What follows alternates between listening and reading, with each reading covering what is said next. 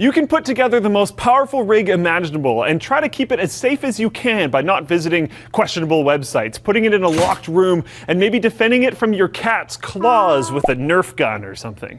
But there are some things you just can't predict. Asteroid strikes, nuclear war, and perhaps the worst of all, power outages. There aren't too many things more frustrating than being in the middle of writing an important paper or work report when everything just suddenly goes dark.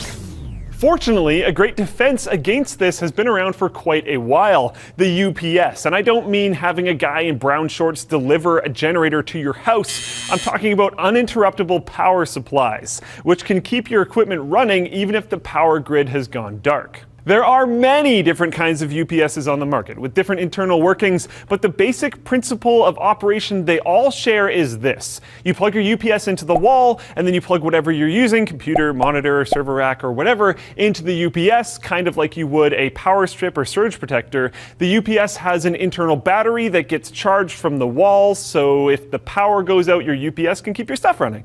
Keep in mind, however, that UPS is designed for and affordable enough for home use won't keep your PC running for hours on end during a blackout. They're designed to give you enough time to save your work and shut down your computer properly so you don't lose anything important, but that's kind of it. Buying the right UPS can give you longer running time, more features, and increased reliability, so how do you know what to pick? One of the most important specs to pay attention to is how much power the UPS can deliver. What makes this a little complicated, though, is that it isn't just a matter of, say, matching your power supply's wattage to the UPS's. UPS capacities are typically given in volt amps instead of watts.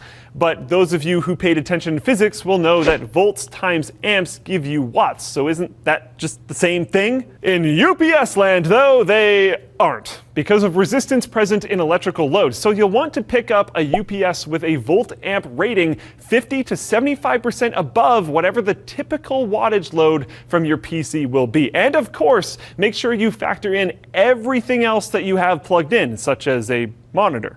Some UPSs are also what's called line interactive, meaning they have a special transformer built in that can deal with voltage dips or surges if you live in an area where the power grid just, isn't the best, and you have to deal with stuff like frequent brownouts that make your lights flicker. Since electronics need a steady supply of power, this can give you a great additional layer of protection, even if the power doesn't go out completely. Also, pay attention to what kind of software the UPS comes with.